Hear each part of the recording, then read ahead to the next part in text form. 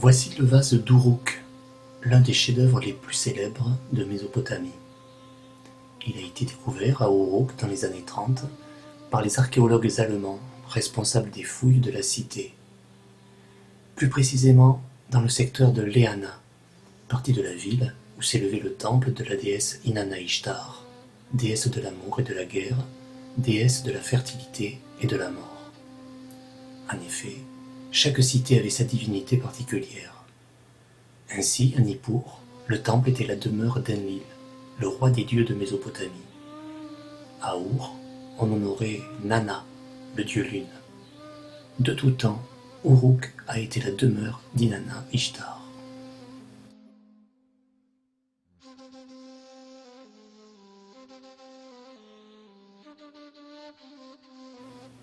Ce vase est très ancien.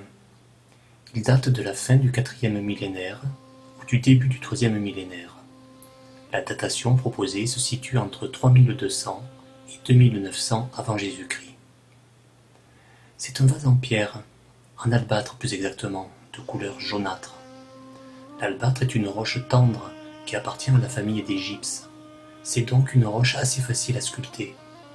Dans les civilisations anciennes, on s'en servait surtout pour fabriquer de petits vases à parfum ou bien des sculptures. Avant d'étudier la scène représentée sur le vase d'Uruk, intéressons-nous d'abord à sa forme et à sa composition. C'est un vase allongé, de grande dimension, environ 1 mètre de hauteur pour 30 cm de diamètre. Quand on l'observe en entier, on voit bien qu'il a une forme cylindrique.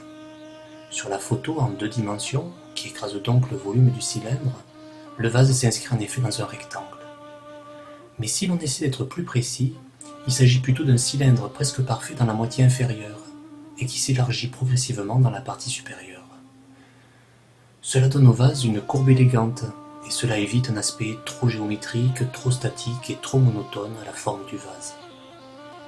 Pour résumer, on a donc une base plus étroite que l'embouchure et entre ces 2 extrémités, un très léger galbe, plus prononcé dans la partie supérieure.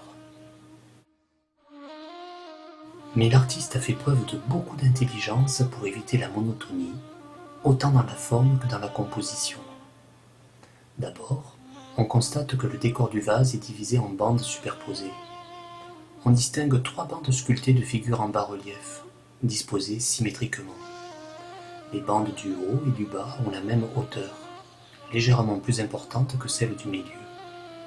Ces bandes figurées sont séparées par 2 bandes entièrement lisses, sans décor, et qui ont toutes les 2 la même dimension. Ainsi, le décor est découpé en 3 éléments, 3 parties qui se distinguent aisément. Mais là où le génie créatif de l'artisan pour donner de la vie au décor de son vase est spectaculaire, c'est dans l'introduction du mouvement qui relie les 3 bandes sculptées. Dans le registre du bas, les animaux progressent de gauche à droite. Tandis que dans le registre du milieu, les hommes avancent de droite à gauche.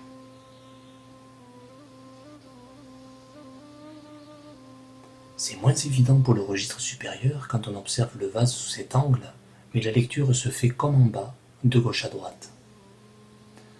On a donc non seulement un mouvement, mais en plus un mouvement alterné, qui donne donc l'impression que tous les personnages progressent en montant, la lecture de la scène se faisant de bas en haut.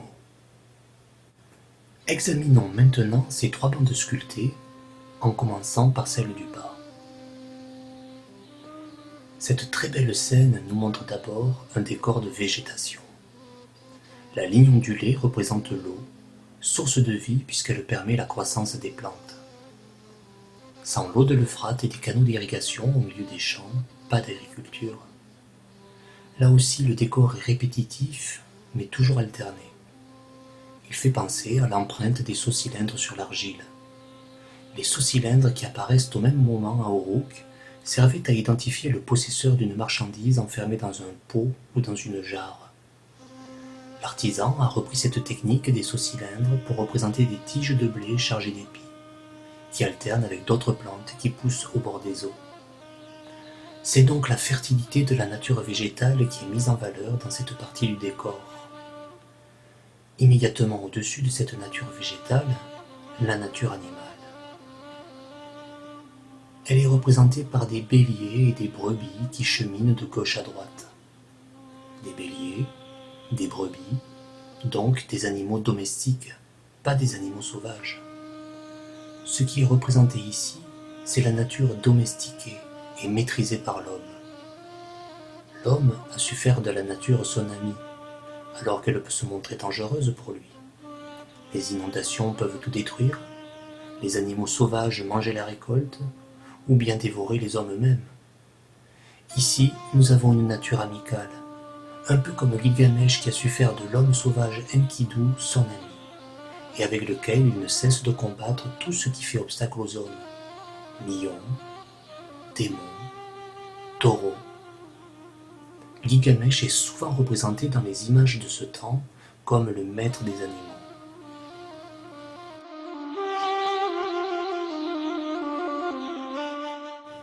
Le pouvoir des hommes sur la nature, c'est bien le thème de la bande du milieu. On y voit des hommes entièrement nus, nus comme l'on est en sortant du ventre de sa mère à la naissance. Tous portent dans leurs mains des pots, des jarres, des corbeilles remplies des bienfaits de la nature. Fruits, légumes, pain, viande, bière, des produits en abondance. Mais où se rendent donc ces hommes nus, chargés de présents?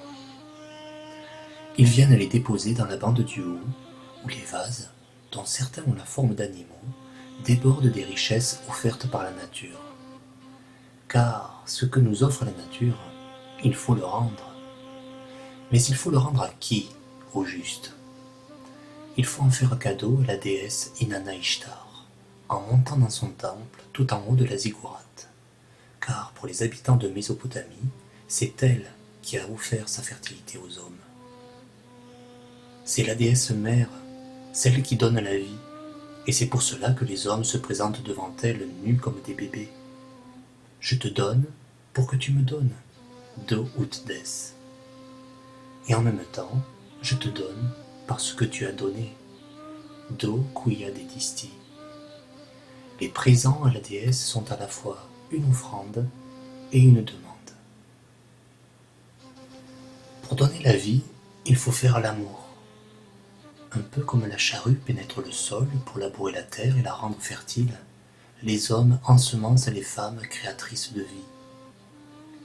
C'est la signification de cette scène. Un serviteur, vêtu d'une jupe courte, se tient derrière un personnage dont on ne voit que le bas du vêtement, car le morceau du vase est manquant à cet endroit. Ce serviteur, qui est peut-être un prêtre, tient dans les mains la ceinture tressée du roi, vêtement que l'on voit sur de nombreux sous-cylindres de l'époque.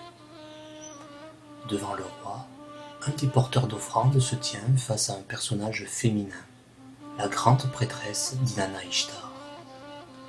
Des textes nous apprennent en effet que chaque année, à l'occasion de la nouvelle année qui se déroulait en mai, la déesse Inanna s'unissait à son compagnon Dumuzi, le dieu berger. Ici, le roi et la grande prêtresse prennent la place d'Inanna et de Dumuzi. Le roi remplace Dumuzi, la grande prêtresse joue le rôle d'Inanna. Et de cette union dépend le renouveau de la végétation anéantie par le soleil destructeur de l'été. La cérémonie est donc très importante, vitale pour la cité. C'est elle qui assurera le cycle normal des saisons et les récoltes futures. Car Inanna Ishtar est une déesse redoutable et capricieuse. Ce qu'elle donne, elle peut le reprendre.